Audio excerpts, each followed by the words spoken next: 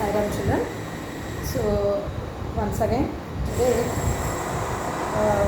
last class we have completed the lesson of Badle Apne Soch part 1. Okay, a little bit of the lesson we have completed. Okay, so now let's continue the present let's continue the present class. Okay, so what is that? First see, so इसमें पिछली जो कक्षा था उसके बारे में थोड़ा बहुत हम रिकॉल करेंगे. ओके, सो इसमें क्या हुआ था कि सितंबर 2009 में युगरत्न श्रीवास्तवा नामक एक 13 वर्षीय लड़की यूएनओ में माने संयुक्त राष्ट्र संघ में उन्होंने अपने भाषण से सबको सोचने में मजबूर कर दिया. और इसका भाषण का मुद्दा यह थी कि पर्यावरण बिगड़ता जा रहा है. तो पर्यावरण में जितने भी जीव जंतु हैं, जितने भी लोग जीवन यापन कर रहे हैं, तो उनका जीवन यापन मुश्किल होगा. तो इसके लिए हम क्या करना चाहिए? तुरंत कुछ न कुछ कदम उठाना चाहिए. तुरंत हम कुछ करके हमारे धरती को और हमारे पर्यावरण को बचाना है. इसके लिए सभी लोग घुल मिलकर इसके बारे में हम सोच विचार करके एक अच्छा सा सुझाव और अच्छा सा समाधान हमारे समस्याओं के लिए लाना है. इस तरह कहते हुए उस लड़के ने भाषण दिए हैं और आगे की भाषण में क्या बोल रही है और अपनी समस्याओं का सुझाव वो किस तरह दे रही है वो लड़की. आगे पढ़ते हैं. देखिए, तो यह काम यहाँ नहीं होगा तो कहाँ होगा? अब नहीं होगा तो कब होगा? यह नहीं करेंगे हम नहीं करेंगे तो कौन करेगा, है ना. तो यहाँ तक हमारा पाठ हो गया था. तो आगे की पाठ जो है वो कंटिन्यूएशन है. देखिए, तो हमारा आपसे निवेदन है, आप हमारी आवाज़ सुने. हमारा आपसे निवेदन है. निवेदन का अर्थ है रिक्वेस्ट. हम आपसे निवेदन कर रहे हैं. We are requesting you. What is the manner? देखिए, कभी भी कोई भी समस्या हो, कोई भी प्रॉब्लम हो, नहीं तो हमें कुछ चाहिए तो ज़बरदस्ती या डांट डपट कर काम नहीं लेना चाहिए. अगर किसी के बारे में पूछना हो, नहीं तो हम मदद मांगना हो तो भी निवेदन के रूप में होना चाहिए. माने requestable way. You have to ask and we have to express our pain और anything else. But we have to tell the manner it is a request. Like that only यहाँ पर भी लड़की क्या कर रही है कि निवेदन कर रही है. बड़े बड़े लोग वहाँ पर हैं. उसके लिए निवेदन कर रही है. क्या निवेदन कर रही है उनसे कि देखिए, आप हमारी आवाज़ सुने. आवाज़ का अर्थ है वॉइस. वॉइस का अर्थ क्या है कि अरे भाई, हमारा आवाज़ मीठा है या कड़वा है या सुनने लायक है या नहीं, इसके बारे में नहीं है. आवाज़ का अर्थ क्या है? जो हम बोलने जा रहे हैं उसे ध्यान से सुनिए. हम भी आपसे यही कह रहे हैं बच्चों, जो भी हम आवाज़ दे रहे हैं थ्रू वीडियो के ज़रिए आप ध्यान लगाकर सुनिए और इसका विषय ग्रहण करके अपनी जो पढ़ाई है उसे ना रोकते हुए, उसे गलत रास्ते पर ना ले जाते हुए ध्यान से वीडियोस को देखिए, सुनिए और अच्छी तरह पढ़ने की कोशिश कीजिए. Okay, right. तो आवाज़ सुने. भविष्य के लिए मजबूत इरादों की ज़रूरत है. भविष्य के लिए, for future. In future what is that? किसकी ज़रूरत होती है? मजबूत का अर्थ है स्ट्रॉन्ग.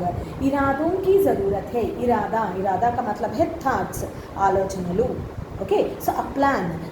जो भी है तो इस तरह पर्यावरण में फैलती हुई प्रदूषण को रोकने के लिए क्या करना चाहिए? अच्छी तरह से जो भी योजनाएं हम बनाते हैं, जो भी प्लान्स हम बनाते हैं कि इतना मजबूत होना चाहिए कि कोई भी आकर रोके तो भी ना रोके, आगे जाना चाहिए. और हम जो भी मुद्दा नहीं तो जो भी फैसला हम लेते हैं उस फैसले के मुंह पर खड़े रहते जैसा होना चाहिए. ओके, और मजबूत इरादों की ज़रूरत है. इरादा का अर्थ है थॉट्स. ज़रूरत का अर्थ है need, necessity. This must and we should have the very strong determination that we have to avoid the pollution around us. Okay, this is a motto for everyone.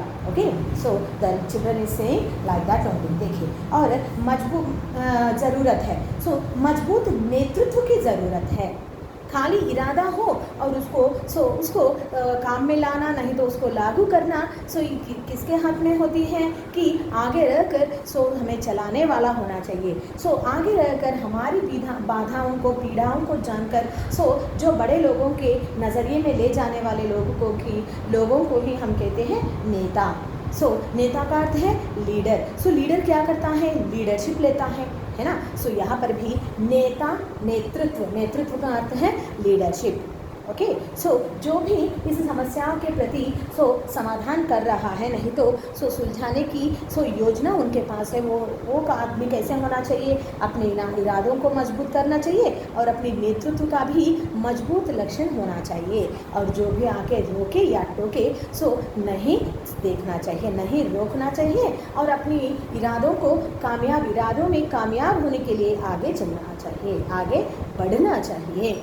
Okay, इसके लिए क्या कह रही है, सभी के पास अच्छे सोचने की विचार होते हैं। उस विचारों में मजबूत होनी चाहिए और साथ ही साथ उस विचारों को आगे ले जाने के लिए जो भी आदमी प्रयास करता है तो उसका नेतृत्व भी कैसे होना चाहिए, बहुत मजबूत होना चाहिए। ओके, और मजबूत होना चाहिए। हाईटेक समाज बना लेना या बैंकों में करोड़ों रुपए जमा करने से हम अपनी धरती नहीं बचा सकते। हाईटेक सिटियाँ बना रहे हैं। हाईटेक सिटी का अर्थ क्या है, साइबर सिटीज़। बड़े बड़े शहरों में साइबर सिटीज़ हो रहे हैं। वैज्ञानिक तरीकों से हर मनुष्य अपने देश की उन्नति, समाज की उन्नति के साथ साथ अपनी फैमिली का भी उन्नति, माने आर्थिक स्थिति से भी वो बढ़कर अच्छी तरह से जीवन यापन कर रहा है। तो ये सभी भी कहाँ पर हो रही है, समाज में हाईटेक सिटी, नहीं तो हाईटेक सिटी का प्रभाव इस तरह है कि हर मनुष्य वैज्ञानिक रूप से बढ़ोतरी लाने के लिए अपने समाज में और देश में बढ़ोतरी लाने के लिए प्रयास कर रहे हैं, है ना। इस तरह साइबर सिटी बनाकर करोड़ों रुपया जमा करने से, करोड़ों रुपयों को बैंक में जमा करने से क्या हम धरती बचा सकते हैं? अरे भैया, धरती में तो बहुत सारे पोल्यूशन फैली हुई है, प्रदूषण फैली हुई है। प्रदूषण रोकने के लिए क्या उस रोकथाम का जो निवारण होती है, क्या कोई दुकान में मिलती है या मेडिकल स्टोर में मिलती है? नहीं है ना। तो इसके लिए क्या होना चाहिए, सोच विचार होना चाहिए और उस विचारों को कहाँ पर लागू करने के लिए, अमल में लाने के लिए प्रयास करना चाहिए, है ना। तो इसके लिए हमें हाईटेक सिटियाँ निर्माण करने से, साइबर सिटीज़ बिल्ड करने से, नहीं तो करोड़ों रुपए बैंक में जमा करने से ये नहीं हो सकता। तो कैसे हो सकती है, देखिए आगे क्या कह रही है यह लड़की। यहाँ हम पर्यावरण की समस्या सुलझाने के लिए ही एकत्रित नहीं हुए हैं, बल्कि लोगों की सोच बदलने के लिए भी एकत्रित हुए हैं। हाँ, कितनी अच्छी बात कर रही है। देखिए यूएनओ में, यूनाइटेड संयुक्त राष्ट्र संघ में, यूनाइटेड नेशन ऑफ ऑर्गेनाइजेशन में सभी लोग क्यों बैठे हैं, खाली गप्पे मारने के लिए नहीं है ना। तो किसके लिए बैठे हैं, पर्यावरण की समस्या सुलझाने के लिए ही नहीं है। पर्यावरण में फैलती हुई प्रदूषण की जो समस्या है उसे सुलझाने का अर्थ है साल्वेशन। सॉल्व करने के लिए ही नहीं, बल्कि किसके लिए एकत्रित हुए हैं, एकत्रित होना, टुगेदर। ओके, जमा होना, इकट्ठा होना, ये पर्यायवाची शब्द है। ओके, एकत्रित नहीं हुए हैं लोग, बल्कि बिकॉज यही नहीं, और इसके साथ साथ क्या, किसके लिए, लोगों की सोच बदलने के लिए भी एकत्रित हुए हैं। जितने भी लोग यहाँ पर पर्यावरण में, समाज में हम जीवन यापन कर रहे हैं, तो उनका भी सोच बदलना चाहिए। किस तरह सोच बदलना चाहिए, सोच विचार किस तरह बदलना चाहिए, माने देखिए समाज के प्रति हमारे कर्तव्य जो होती है, हमारी ड्यूटीज़ जो होती है, उसे अच्छी तरह से निभाना चाहिए, है ना। और पर्यावरण में प्रदूषण ना फैलाए हुए जैसे जो भी नियम नियंत्रण होते हैं उन्हें हमें अपनाना चाहिए। ओके, देखिए यही विषय कह रही है, देखते हैं। यहाँ पर पर्यावरण की समस्या सुलझाने के लिए ही एकत्रित नहीं हुए हैं, बल्कि लोगों की सोच बदलने के लिए भी एकत्रित हुए हैं। ओके, लोगों की सोच का अर्थ क्या है, सोचने की विधान। अरे क्या करते हैं, देखिए भाई, हर रोज़ घर में आसपास के जगह में हम देखते ही रहते हैं, है ना। घर में जो कूड़ा कचरा होते हैं तो वो क्या करते हैं, हम जहाँ चाहे वहाँ फेंक देते हैं, है ना। अरे बागल के लोग तो फेंके हैं, तो हम क्यों ना फिर नहीं फेंके। इसी तरह हम भी उसी के मार्ग में जाते हैं।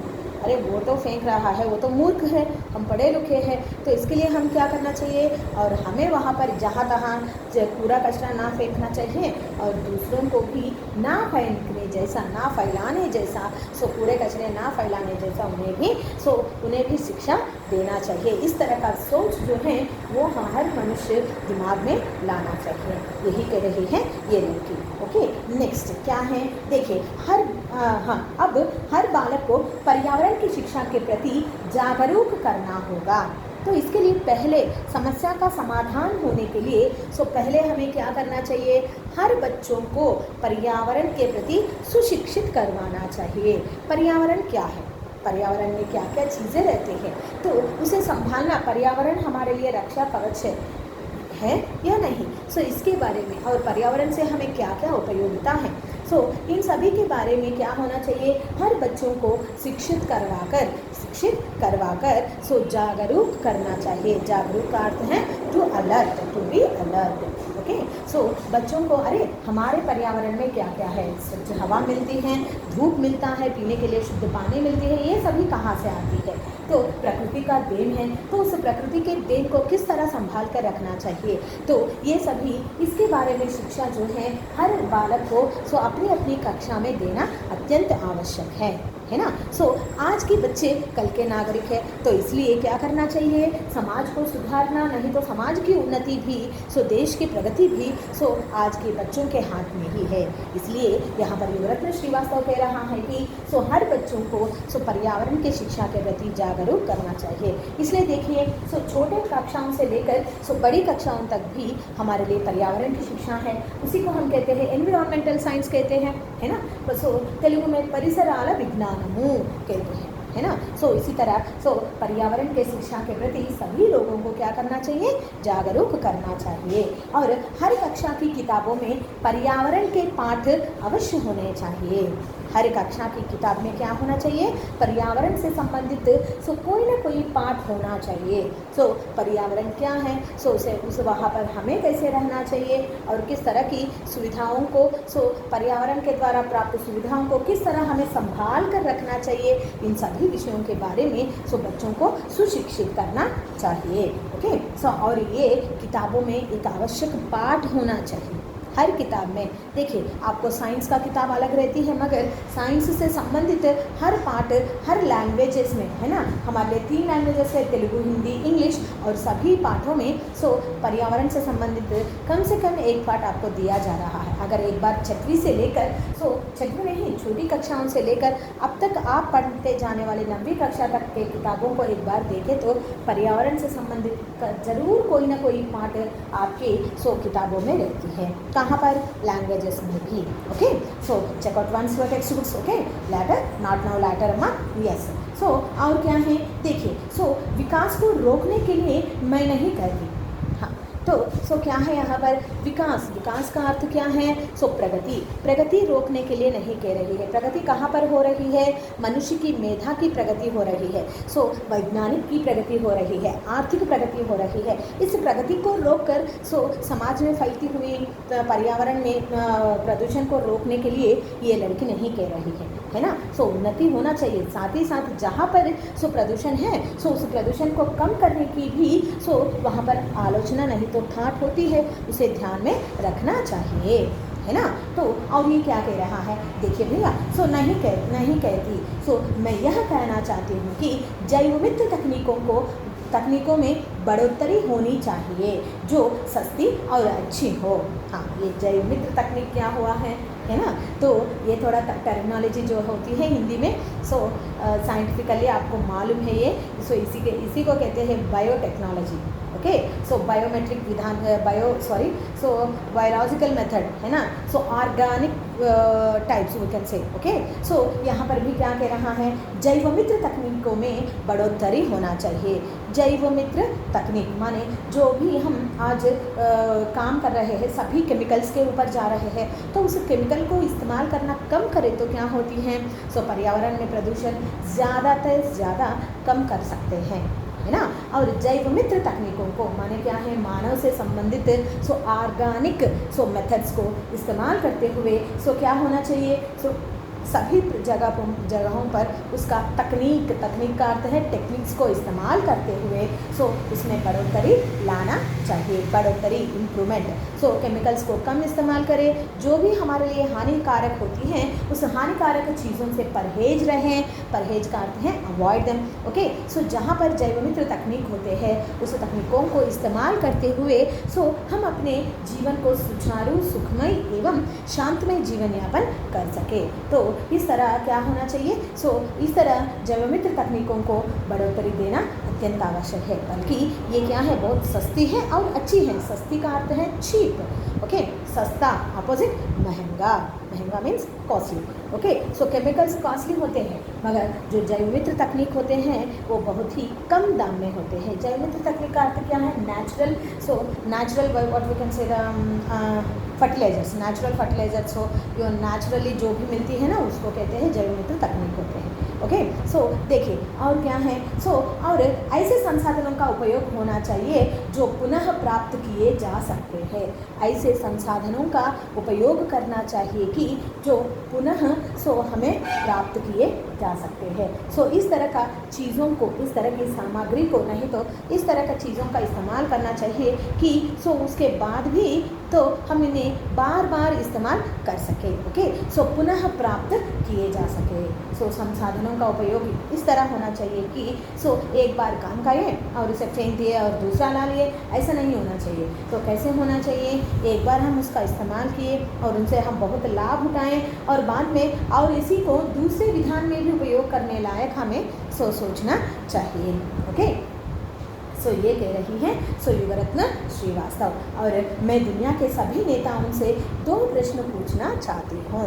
नेक्स्ट क्या कह रही हैं कि दुनिया के सभी लोगों से एक 2 प्रश्न पूछना चाहती हैं युगरत्न श्रीवास्तव। और वो प्रश्न क्या है और उसमें क्या निहित है ये सभी नेक्स्ट क्लास में हम देखेंगे।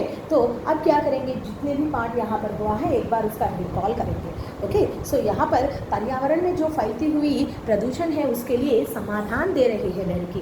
कौन सा समाधान है कि हर बच्चों से लेकर बड़ों तक पर्यावरण की शिक्षा प्राप्त करना, पर्यावरण के प्रति हमारी कर्तव्य क्या है, हमारे लक्ष्य क्या है, इसके बारे में जानकारी प्राप्त करना। ये सभी किसके लिए है? हर मनुष्य का, समाज में निहित हर समाज में जीवन यापन करने वाले हर मनुष्य का कर्तव्य है। और इतना ही नहीं, विकास को रोकने की ज़रूरत नहीं है, विकास होना चाहिए। और कैसे होना चाहिए? आजकल की जिस तरह केमिकल्स हम ज़्यादा इस्तेमाल करते हैं उस केमिकलाइज्ड थिंग्स को परहेज होकर जैव मित्र तकनीकों का इस्तेमाल करना चाहिए जो बहुत ही सस्ता हो और अच्छा हो, हमारे लिए अच्छा हो और हमारे लिए बहुत ही उपयोगी हो। ओके, इतना ही नहीं, क्या होना चाहिए?